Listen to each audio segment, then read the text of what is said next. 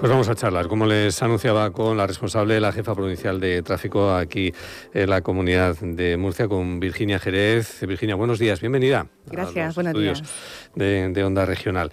Estamos en medio de una operación de tráfico especial, esta operación navideña. Comenzaba el pasado viernes, el día 19. Los momentos más álgidos probablemente se esperen a partir de la tarde de hoy, mañana.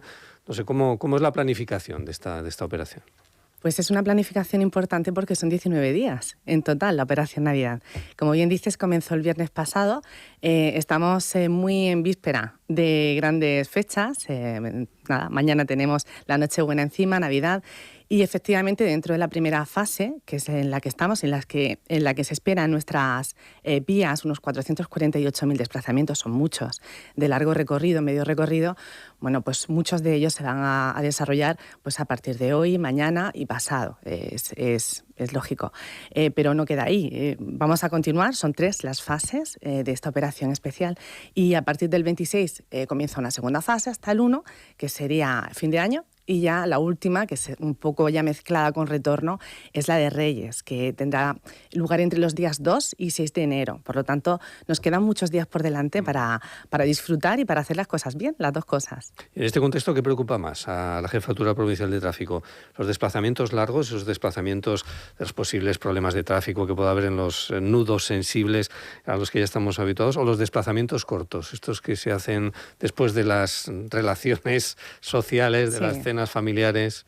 Pues según de qué hablemos. A ver, si hablamos de movilidad, nos preocupan los largos, reunirnos, ¿no? El juntarnos, muchos usuarios pues en el espacio que tenemos, y evidentemente las vías en estas fechas se resienten y hay zonas en las que a nivel de movilidad pues lo vamos a notar. Tenemos nuestros nudos de enlaces a 7 y ya no a 30, MU 33, Hemos MU cambiado 32. la denominación, es verdad. Sí, y bueno, a la altura de la ciudad de Murcia, a nivel de movilidad, no es que nos preocupe, pero sí que tenemos que estar pues con un dispositivo como el que tenemos organizado para que haya pues una fluidez, y para eso hay determinados cortes y ordenaciones con conos, y va a estar muy presente la agrupación de tráfico de la Guardia Civil para permitir eso, que haya mucha fluidez. Eso es si hablamos de movilidad. Si hablamos de siniestralidad y si hablamos de seguridad vial, pues sí que es evidente que las operaciones especiales, las fechas, o sea, la movilidad masiva en los largos recorridos no nos preocupan tanto. Ahí hay retenciones, hay que tener paciencia, hay que elegir bien las horas, y cuando nos encontramos con retención, pues adecuar nuestra conducción pues a esas condiciones de la vía. Pero sí que se baja, y eso se comprueba en los datos, más la guardia en los cortos recorridos, en los desplazamientos, bueno, pues como bien dices, después de una reunión familiar o de un ocio, pues el llegar a casa, ¿no? El llegar a casa, esas vueltas, pues son las que tenemos que cuidar todos mucho.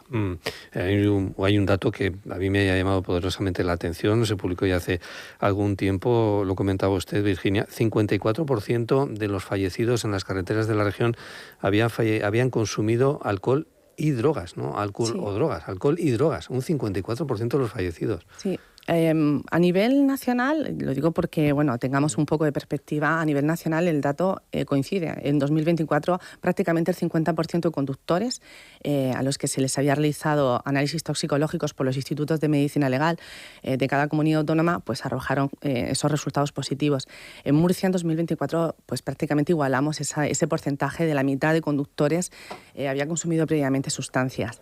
Este año, lo que llevamos de año, sí que es cierto que hemos notado un descenso, pues no importante, porque importante debería de ser la cero tolerancia, pero sí el 29%, un tercio de los conductores fallecidos en lo que llevamos de año habían consumido en vías interurbanas, en siniestros sucedidos en vías interurbanas previamente, alcohol u otras drogas. Pero el alcohol y las drogas siempre decimos lo mismo, y es que el origen del consumo pues principalmente es en ámbito urbano, pues en locales de ocio, pues en viviendas. Y sí que es cierto que, en cambio, la siniestralidad urbana, pues el porcentaje de conductores fallecidos habiendo consumido previamente alcohol u otras drogas es del 67%. Por lo tanto, pues no tenemos nuestro dato positivo sería esa tolerancia cero por parte de todos los usuarios que van a conducir a la hora de tener esa responsabilidad previa, porque es evidente la correlación que hay entre la siniestralidad mortal y grave y el haber consumido previamente sustancias y alcohol. ¿Cómo va la siniestralidad en el año? A mitades, hacía usted balance antes de comenzar o en medio del verano, hablaba más o menos de una siniestralidad en cuanto a fallecidos muy similar a la del año anterior, año 2024, pero destacaba que había menos personas que habían resultado heridas en esos accidentes. ¿Se ha mantenido esa tónica? Sí, lo que llevamos hasta mediados de diciembre, prácticamente el número de los siniestros con víctimas y los heridos hospitalizados vienen a pues, suponer un 8% más que el año pasado. Son 800 los siniestros con víctimas. No perdamos pues la atención, ¿no? y la alerta a todos a esta cuestión, porque son muchos aún así los siniestros con víctimas. Pero sí que es cierto que un dato que a nosotros nos reporta o nos reconforta algo es el descenso de fallecidos. Hablar de 33 fallecidos hasta mediados de diciembre para nosotros es un número importante. 33 fallecidos son muchos, pero eran 12 menos que el año pasado. Por lo tanto, esa tendencia en descenso en el número de víctimas mortales, sí que se está manteniendo durante todo el año y esperemos que es una tendencia para quedarse, que se vayan reduciendo ese número de siniestros con víctimas, porque es cierto que, aunque lo repitamos mucho en las campañas, yo cada vez que tenemos ocasión, la Dirección General de Tráfico siempre aprovecha, ¿no?, para hablar de lo mismo, y es que los factores de riesgo que más se repiten en la siniestralidad mortal siguen siendo alcohol y drogas, sigue siendo la velocidad inadecuada o excesiva, el no uso del cinturón de seguridad y las distracciones. Sabemos cuál es la receta, cuáles son los ingredientes, pues hagámoslo bien. Si en el fondo es tanto lo que nos jugamos, ¿no?, que yo creo que nos merece la pena. Llevamos tantos años con lo del cinturón de seguridad, sí. Todavía hay personas que no utilizan este sistema, o estamos hablando de los sistemas de retención infantil de los niños, de las plazas posteriores. Hablamos de todo un poco. Sí que es cierto que pues también por tipo de vía, por tipo de trayecto, siempre decimos que ningún tipo de vía, ni sea corto, sea largo, es un gesto muy sencillo, tanto nuestro a nivel personal como si somos los responsables de niños, y evidentemente tenemos que llevarlos tan seguros como tenemos que ir nosotros, eso es evidente. Por suerte, en cuanto a sistemas de retención infantil, ya son muchos los años en los que la siniestralidad de menores por no hacer uso sus papás y sus tutores de estos sistemas de seguridad está en paz, son cero, pero sí que es cierto que sigue estando presente la siniestralidad mortal y el no uso del cinturón de seguridad.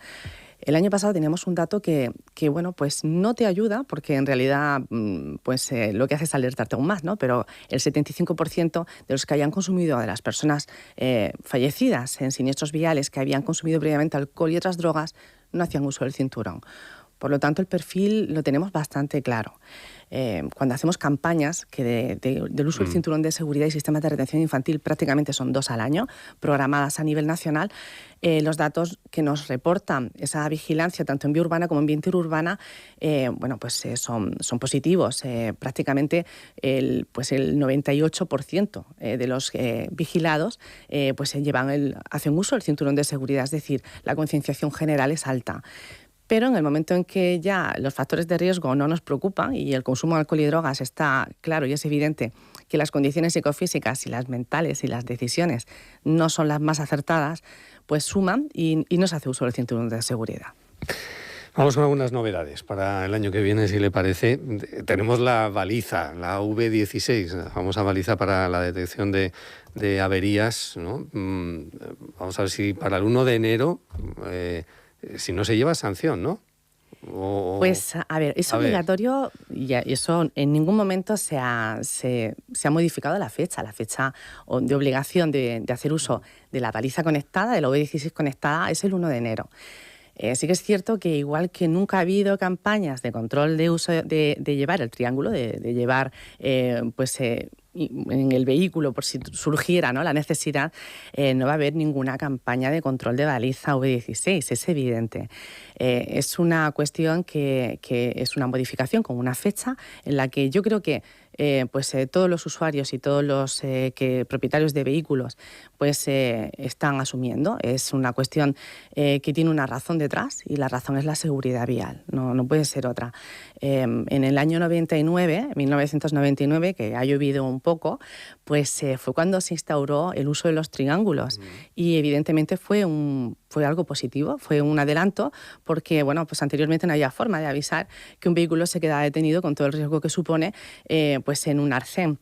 El tiempo ha pasado, los avances tecnológicos están aquí, todos tenemos prácticamente móvil, todos hablamos de las nuevas tecnologías, y también están llegando a los sistemas de seguridad y a los elementos de seguridad en los vehículos. La UE16 supone eso, es un avance, no quedarnos en los triángulos para siempre, porque es evidente que la colocación de los triángulos pues suponen un riesgo importante de atropello. Ya desde el año 2023, en vías de alta capacidad, autopistas y autovías, desde julio de ese año ya dijimos que no era obligatorio utilizarlas, el triángulo, porque era un riesgo, es un riesgo. Salir del vehículo y colocarlo. No. Sí. Hay quien dice que se ve menos de día una baliza que un triángulo colocado en una señalización. Hay cierta polémica en torno a la aplicación, ¿no? Quizá durante la noche sí, porque es más llamativo ver una luz intermitente, ¿no?, de color anaranjado, pero... Hay muchas opiniones, no solo esa. Muchísimas en redes, además. No solo esa. Hay que las ha colocado en el árbol de Navidad, ¿no? Hay muchas opiniones, Lo que es cierto es que lo que suma esta señal es una doble visibilidad. Suma la visibilidad física, y es evidente que eso es importante, ¿no? Que sean dispositivos que estén patentados, que estén garantizados de forma, porque tengan una homologación a nivel técnica. Que para eso pues debemos de consultar en la página web de la Dirección General de Tráfico. Yo adquirí la mía y lo comprobé allí en un momentín, antes de adquirirla, pues se introduces en la página web de la Dirección General de Tráfico. Hay un apartado y pues introduces la numeración, que es la numeración técnica, que lo pone bien grande, homologado por la Dirección General de Tráfico, y es que una vez que la introduces, efectivamente te da el dato de que es un dispositivo que está homologado. Si está homologado, tiene que reunir unas condiciones. Las condiciones de visibilidad física es de 360 grados hasta 1 kilómetro, que efectivamente, según la cantidad de luz que tengamos, pues en agosto a las 12 de mediodía es difícil que se vea una luz en general. Pero sí que se suma pues una visibilidad virtual, que es lo que nos aporta pues esa calidad del año 2025 hacia 2026 que estamos, ¿no? La posibilidad de que el resto de usuarios conozcan nuestra ubicación, pues se sepa que tenemos una situación de riesgo, una situación compleja. Muchas veces en vías de alta capacidad el riesgo que se asume con un vehículo detenido pues es alto. Entonces es un avance que podamos estar geolocalizados, que pues esa señal, esa información al resto de usuarios en sus navegadores pues se les llegue, tengamos ya esa doble señal, y por supuesto también los paneles de mensaje variable. Si en esa vía hay paneles de mensaje variable, también pues se señalizará. Es el objetivo de esa baliza. Vehículos de movilidad personal. Hay que registrarlos a partir del 1 de enero, los patines, los patinetes, estos eléctricos, tienen que contar con un seguro. Pues, ¿Cómo se hace esto? A ver, lo vamos a hacer todo cuando podemos, y explico por qué. El verano pasado se aprobó una norma que es sobre el seguro obligatorio de automóviles. Esa norma estableció pues una fecha, que era a principio de enero, efectivamente el 2 de enero, la fecha a partir de la cual este tipo de vehículos, que además los define como vehículos ligeros, personales ligeros, pues tendrían que estar asegurados. ¿Qué es lo que sucede? Que evidentemente previamente tienen que estar registrados, si no es imposible identificar esos vehículos para que estén asegurados. El 16 de diciembre terminó el periodo de audiencia pública del Ministerio de Interior para la modificación del Reglamento General de Vehículos. Y es que evidentemente, de ahí que haya un poco de calma, porque evidentemente tenemos que tener cómo vamos a identificarlos previamente. 6 meses pues será un poquito ajustado, las fechas desde julio hasta diciembre, hasta enero. Vamos a tener ese margen que evidentemente tenemos que informar. Se informará el cómo se tienen que registrar esos vehículos, que es evidente también que tendrán que contar con unas condiciones técnicas determinadas. A partir del año 2024, todos los vehículos que se comercializaron, vehículos de movilidad personal, obligatoriamente cuentan con un certificado de características. Conforme a un manual de características, pues deben de reunir una serie de condiciones para ser un vehículo de movilidad personal. Si no, no lo son. A partir del año 2027, de hecho, no podrán convivir aquellos vehículos comercializados, es decir, adquiridos antes del año 2024, y los posterior. O sea, deben de todos contar con certificado de características. ¿Qué nos va a pasar a partir de que se modifique el Reglamento General de Vehículos? Pues si todo es como parece en el proyecto que se ha publicado y que ha pasado recientemente esa audiencia pública, tendremos que contar con un certificado de características. Nuestro vehículo deberá reunir unas condiciones. Lo tendremos que registrar y en ese momento, una vez que esté registrado, exactamente igual que otro vehículo, pero sin necesidad de permiso de conducir. Y a día de hoy, hay como una plaquita, que evidentemente tendrá una identificación, no es una placa de matrícula, pero sí que tendrá una identificación, porque es como lo del huevo y la gallina. Primero tenemos que tener identificado el vehículo y después lo podremos asegurar. Seguro, ¿no? Claro, exacto. Claro. Entonces vamos a ir, por eso decía lo de los pasos, vamos a esperar a informar bien, de una vez que se apruebe ese Reglamento General de Vehículos, esa modificación sobre vehículos de movilidad personal, vamos a informar bien de cómo se puede inscribir, y entonces nos podremos asegurar el vehículo, que será un avance, porque evidentemente todos conocemos las circunstancias, los avances legislativos que se han ido dando con este tipo de vehículos, y todos son necesarios, porque vinieron para quedarse, y son muchísimos. De hecho, se estima prácticamente a nivel nacional que puede haber en torno a 4 millones de vehículos de movilidad personal. Ahí es nada. Entonces, todo ese registro, una vez que se apruebe ese reglamento, esa modificación se hará a lo largo del año que viene, ¿no? Pues no sabemos fechas, no hay fechas pero todavía. Sí que es cierto que lo primero es lo primero, y lo primero es identificar los vehículos. Y registrarlos. Sí. A ver, una duda que nos planteamos algunos moteros. ¿Se puede o no se puede circular por el arcén cuando hay atasco en una vía de gran capacidad? Pues eso está dentro de un reglamento general de circulación, una modificación en la que se incluirán también otras cuestiones de otros vulnerables, porque los moteros sois usuarios vulnerables, porque tenéis vuestro chasis, es el que tenéis, con todo el equipamiento de seguridad que debéis de mantener. Cuando se modifique ese Reglamento General de Circulación, efectivamente hay una serie de modificaciones respecto a la circulación de usuarios de vehículos de dos ruedas, y una de ellas será esa. Pero a día de hoy todavía no está aprobado. Todavía no está aprobado. Pero sí se habló del reglamento y algunos están interpretando como que ya se puede circular. Sí, adelantar. ¿Se puede encontrar con algún disgusto? Adelantar, cuestiones normativas tienen que llegar a publicarse, y cuando esté en vigor entonces hablamos. El chaleco reflectante era una cuestión, no viene a sustituir a la V16. Por el hecho de tener una V16 hay que seguir llevando el chaleco reflectante, y hay que llevarlo en el interior del vehículo. Es una de las normas. ¿Esto ya se aplica ya o se va a aplicar también? La obligatoriedad, que no se puede llevar en el maletero. Eso es casi de sentido común, más que una obligación.